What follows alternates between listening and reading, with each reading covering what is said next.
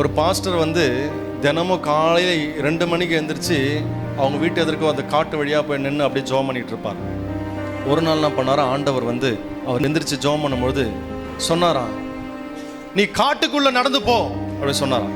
ஆண்டவரே, காலையில் 2 மணி ஆகுது, இந்த 2 மணிக்கு காட்டு உள்ள எப்படி நான் போக முடியும்? காட்டுக்குள்ள போனா என்ன நடக்கும் தெரியுமா? இல்ல, நீ காட்டுக்குள்ள போய் நடந்து ஜோம் பண்ணு.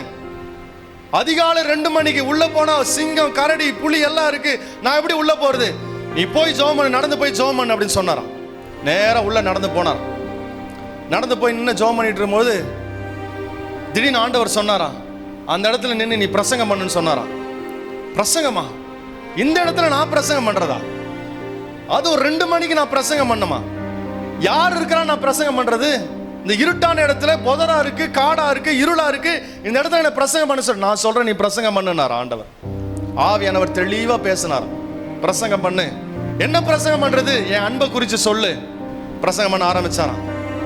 இயேசுவின் அன்பை குறித்து சொன்னாராம். 10 நிமிஷம் போச்சான், 15 நிமிஷம் ஆச்சான். ஆண்டவர் சொன்னார், பிரசங்கம் பண்ணு. அரை மணி நேரம் ஆச்சான், 3/4 மணி நேரம் ஆச்சான், 1 மணி நேரம் பிரசங்கம் பண்ணி முடிச்சார்.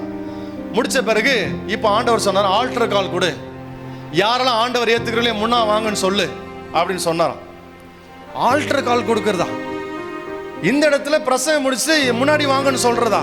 இங்க யார் இருக்கிறார் நான் சொல்றது? நான் சொல்றேன், நீ சொல்லு அப்படின்னு சொன்னாராம். உடனே அவர் என்ன பண்ணாராம், இந்த வார்த்தையை கேட்ட யாரா இருந்தாலும் இப்போ முன்னாடி வாங்க, நான் உங்களுக்காக நான் ஜெபம் பண்ண போறேன்னு சொன்னார்.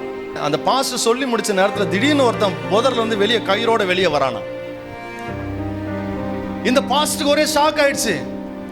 வெளியே வந்தவன் சொன்னானா, நேத்து நைட்டு வரைக்கும் நான் வந்து சூசைட் பண்ணிக்கலான்னு வந்து பிளான் பண்ணிட்டு வந்தேன். உள்ள காட்டுக்குள்ள யாருக்கும் தெரியாம நான் சூசைட் பண்ணி செத்துடலான்னு வந்தேன். ஆனா நான் சாகிறதுக்கு முன்னாடி ஒரு பிரேயர் பண்ண ஆண்டவர் கிட்ட, நீர் உண்மை உள்ள தேவனாய் இருந்தால் என்னை நீ விடுதலையாக்குங்க, இல்லாட்டி நான் இந்த கயிறுல மாத்தி நான் தொங்கிடுறேன்னு சொன்னானா. இன்னைக்கு உன்னை ஆண்டவர் அனுப்பினார். இன்னைக்கு ஆண்டவர் என் கூட பேசினாரு. என் கூட பேசினதுனால எனக்கு ஆண்டவர் பேசினார் என்று உறுதியாகி இந்த கயிறை உங்க எதிர்க்கவே நான் தூக்கி போட்டுட்டு இந்த ஆண்டவரை நான் சொந்த ரட்சகராக ஏற்றுக்கொண்டேன் என்று சொல்லி அங்க ஒப்பு கொடுத்தாரா. ஒருவரும் கெட்டு போவது ஆண்டவருக்கு சித்தமல்ல.